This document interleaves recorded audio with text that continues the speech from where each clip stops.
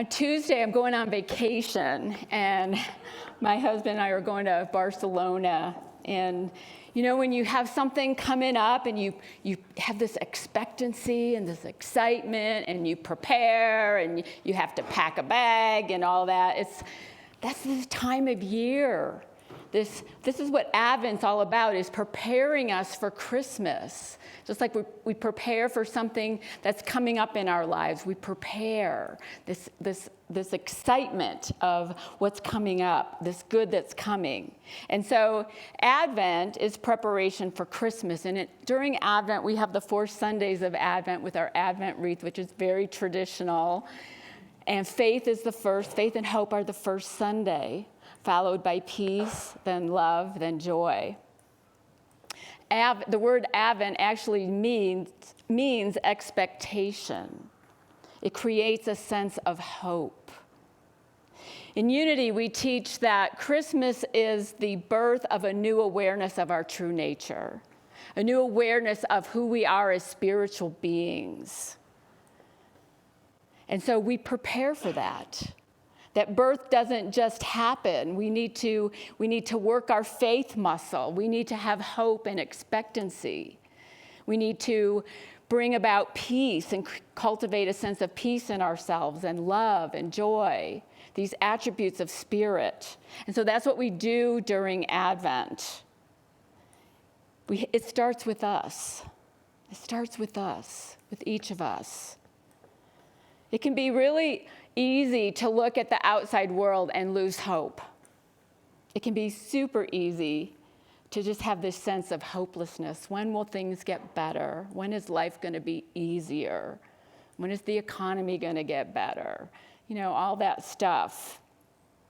But we have to stop looking outside and look inside, that we have the capacity to change how we experience it. We have the capacity to change our lives. That's our Unity's third principle, that our thoughts create our experience of our life. And we need to look at it with the hope of a child. Have that childlike wonder, have that childlike expectation. You know, remember when you were a kid and you just couldn't wait for Christmas and the excitement just built and built and built till Christmas, and seeing Santa and all that fun stuff that Christmas brings? We can cultivate that in ourselves with this sense of hope. We have the capacity for that. That good is coming, that there's excitement about the future. There can be excitement about the future. We have these books, these little booklets in the bookstore. There are Advent books, and there's little stories you can follow. You could buy one. I don't know what they cost in the book. They're not much.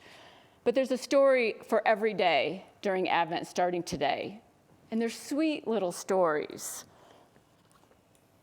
One of the stories in there is by Reverend Joy Weiler, who passed away just a few weeks ago. She's a Unity minister. She says this: hope, as a vision of possibilities unencumbered by past or even current circumstances, becomes a seed planted in the heart. We align with the spiritual power of faith in us to grow hope into manifestation. Hope comes first. But we have to have faith. We have to believe it's even possible in order to bring it forth. For some people in this country over the years, in our history, hope has not been easy to hold on to. Friday was Native American Heritage Day, a time to honor the rich cultures and rituals and ceremonies of the indigenous Americans. I found this article in a magazine called, now I'm not seeing it, Native Max, and in it a couple of Native Americans talk about how they find hope. One of them is Dennis Metcalf, who's a young artist from the Crow Creek Sioux tribe. He says, when I was younger, I believed the world was against me. It never offered me anything meaningful. It often showed me cruelty, which gave me a negative outlook. but he's an artist, and his art has been a form of therapy, of transporting him to places where he longs to be. He says it helps me solidify my position in this universe and reminds me that there is something in my control. The outcome is really up to me, no one else. Kind of sounds like a Unity student, right? Another one is Jordan Marie Daniel, who her Native American name is Brings Three White Horses, and she is a member of the Lower Brule Sioux tribe. She's passionate about her people, and she shares that I want to be a voice that changes the narrative and helps to make Indian country a better place. Hope means to me that not only Indigenous people, but everyone comes together in a unified understanding of what the struggles are and works to make them better in a collaborative effort. It's hope. Hope. In Native Max, it says, hope, it's such a simple word, yet it holds the keys to so much power and redemption. When hope rises up in our hearts, it's the spark that ignites the flame. It empowers us to take hold of our future and shine bright to the world around us. Hope is so powerful, and we need it in our lives, in our consciousness, in our thoughts. There's more than 9 million Native Americans living in the U.S. right now, representing over 550 federally recognized tribes. They're tribes that have diverse cultures and diverse ceremonies and diverse languages and traditions. We have one with us today whose ancestors are from the Little Show Chippewa tribe of Montana.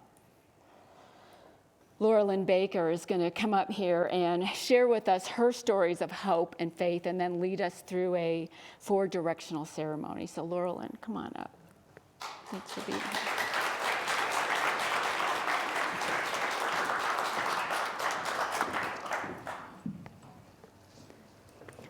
Ho tunkashila unchi wakantanka mashomas nakomas kichi manatu Migziana kwadik nindao anishnabi nindao mekanak nindao little shell nindao shunka wakanto ota yuhawe nindao nangisi bisanisi nakomas mashomas nangisi bisanisi.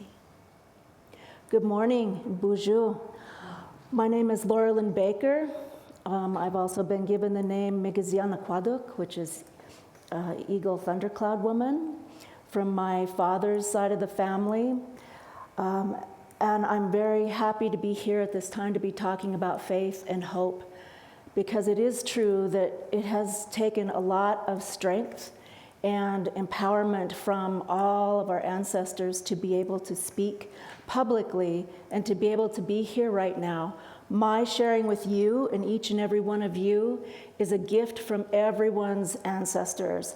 I'm here telling you that your great-great-great-great-great-grandmas, your great-great-great-great-great-grandpas, all of the work they did, no matter what land you came from, all of them hunted and gathered and did everything they could to protect their family so that the generations could come. You often hear about natives thinking about 7 generations in the future. Well, I like to think that I've been gifted the ability to really have a conversation with those ones from 7 generations ago and bring forth what is an important thing for everyone to know at this time. These are very, very difficult times. And just as like the natives, when the Europeans first came and told them there was only one way to be, one way to worship, and there was a penalty of death afterwards, a lot of people surely over the years have found comfort in the Christianity that was forced upon or brought to them. However, my tribe, the Little Shell, is a Métis tribe that was just recently recognized. And we had to fight for 157 years proving that we were an actual tribe. And because we didn't look like the Plains natives or what the people had been fighting for generations in the wars, we were related to the French fur trappers and the Norwegian people that came down from Canada. And we had our very own Métis culture that was a beautiful blending. And so I stand here as a a person who can tell you that you can pull forth things that are going to be very important in these times. Because my father, who was Ojibwa, didn't want to have anything to do with those ways he raised my sister and me, to think that you just stay away. You don't go and meet with Native people. You just leave them be. They don't want to hear about you. They don't want to know you. But I had faith that through my prayers, I would somehow meet them. And through a long series of events, using feng shui cures in my own home, I was led to my relatives on Turtle Mountain. I decided to place a cure, which is like a form of a physical prayer, light a candle in the area of my home that's related to family and one in fame. And before I knew it, I got a call from Susie Aikman, who used to be the Native Alternative Voices on KUVO in Denver. This is many years ago.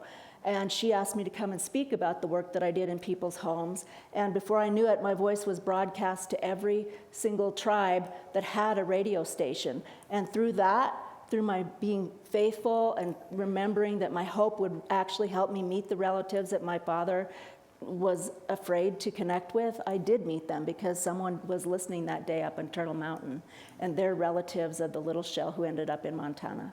So I just want to say that everything that I'm going to be speaking in this ceremony is about you, and your relatives wanted you to be here today. And I'm very excited that those little old grannies and grandpas, all the meals and everything they did for their grandchildren, I want you to feel their blanket wrapped around you today. And remember everything everyone had to go through, all the different changes of culture, ends of empires, beginnings of other things. Right now we're going through a similar huge historical transition, and we're going to need their advice. They want you to go back and do whatever you can to get the old information that may have been forgotten but is encoded in your bones, in your marrow, in your DNA. And so today we're all doing a directional ceremony. The idea behind a directional ceremony is that whatever direction you face, you have faith that helpers are coming from the spiritual, seen and unseen realms everywhere we face. And it reminds us we, each and every one of us, are in the center.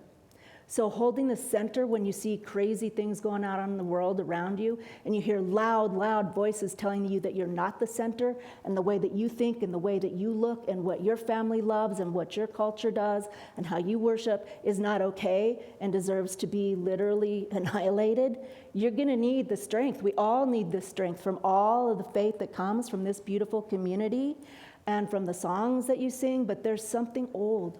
I'm inviting you to think about this as I'm asking you each to stand. And if you feel comfortable doing this, we'll face the different directions.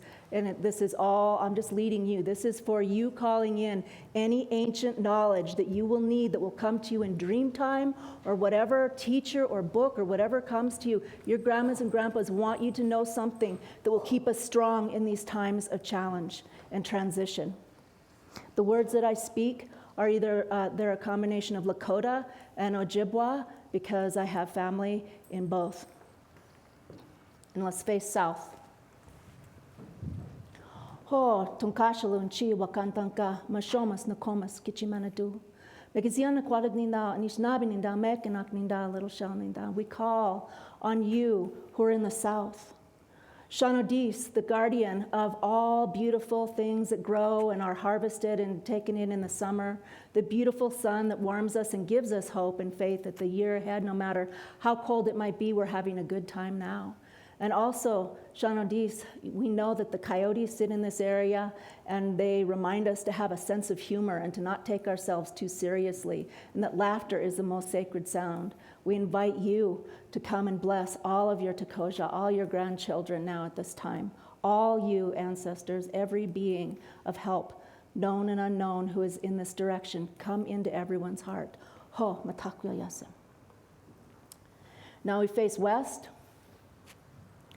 Ho, Manchakiwis, Mato, guardian of the West, the place where we go in introspection, deep into the dark cave, where we're hibernating and learning and regenerating the next generation, in the dark times where inspiration comes to us, where we keep hope alive in the starry night. deep in our caves, wherever we're isolated, we always know we're going to step out again into the world. Thank you for letting everyone have this wisdom. Let everyone's ancestors and spirit helpers from this direction, from the mountains here where we're facing today, come into each and every person's heart and lead them to whatever they need to know in their meditation, their dream time, their quiet time by themselves. Now, we'll face north. Ho, Wabus. Spirit guardian of the north, we're very grateful to you, who remind us of the wisdom of the elders in the cold time when things are being regenerated in the winter that we're stepping into. This is a place where we have the strength of the Buffalo Nation. We're very, very grateful for each and every person's ancestors and ancient wisdom and ways of knowing coming into their hearts today and their minds from this direction as they grow older and wiser with each every day. Thank you so much for letting us come together in this way. It was through your faith and your hope that these ways would be able to be combined on this Turtle Island.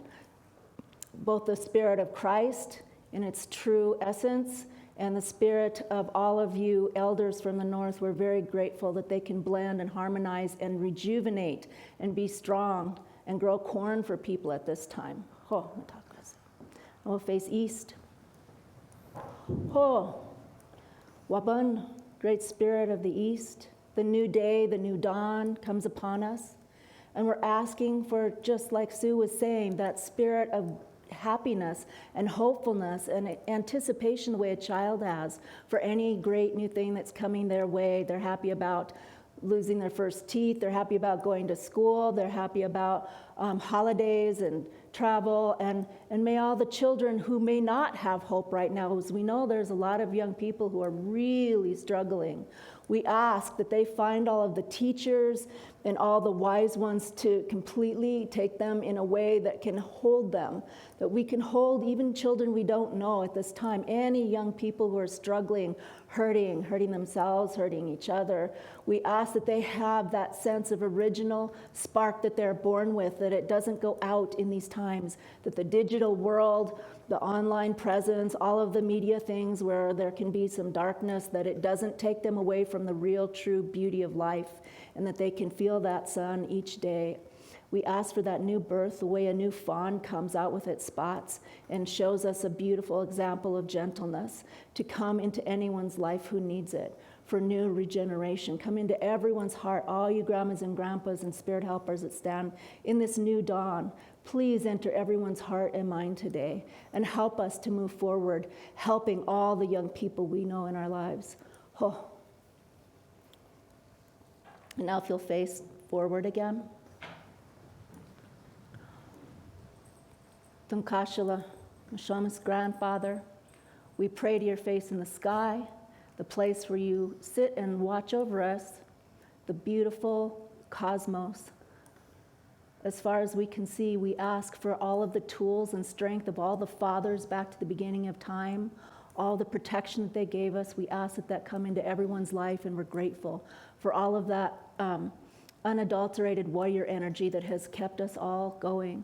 Please help us to know what the spiritual tools and shields are that we need to go forward in this time and hang on to light and hope and forgiveness for all. Thank you, all you fathers, the beginning of time. Ho matakuyayasan. Ho unchi. Nakoma's grandmother. We pray to your face where we're standing here. And we ask that all of the mothers, everyone's lineage, their mothers back to the beginning of time, who birthed and nurtured their children so that we could stand here today, know that they're remembered, and all of their hopes and dreams and inspiration for us to be able to stand here today and remember them and honor them and be able to come more fully into their grandchildren's hearts today. However many generations back, the most last happy, healthy, balanced ancestors, we are grateful to whatever you're going to teach each and every person here. Everyone has their own story, and they're going to be able to help incorporate your ancient story into their lives today to bring forth the best seeds that you wanted to plant for the people in the next generations, so that this transition from empire to planetary love can be happening in a very beautiful way, and everyone knows they're assisted. We don't have to listen to the fear. We will listen to you instead. Thank you, Grandma, for your beautiful love and your voice. Ho, metakwase. Gichimanatu, Megaziana Kwadok Nindao is here saying, all of you, beautiful Takushkan, the spirit of life that gives movement to all beings. Thank you for helping hold us at the center. Thank you for each and every person in their own way, having from this day forward all kinds of brand new ways of holding center, so that they can stand strong, because everyone now is going to be called on to help others who may not have spent time developing relationship with spirit or their ancestors in a way that could help them hold their center and sanity and sense of humor at this time. Each and every one of you, your ancestors are telling you, you are being called to integrate all of the many streams of cultures that have come from the beginning of your time. From the beginning, when the people were evolving from stardust into the beautiful forms that we have now, we joined in many beautiful songs and ways of life, and the world needs each and every one of them, and some of them are forgotten, and I don't know who here, but some of you are going to remember them in your dream time, in your meditation, in your prayer, and you're going to bring them back to the world, just as my ancestors had faith that I would take the time to remember this language. The language of the Lakota and the Ojibwa, the little bit that I know, it's still empowering. They had hope that this voice would not be illegal to be spoken in a place of worship here on Turtle Island. And all of that came true today because of you, because of them. Matakyo yasin, inui makinat.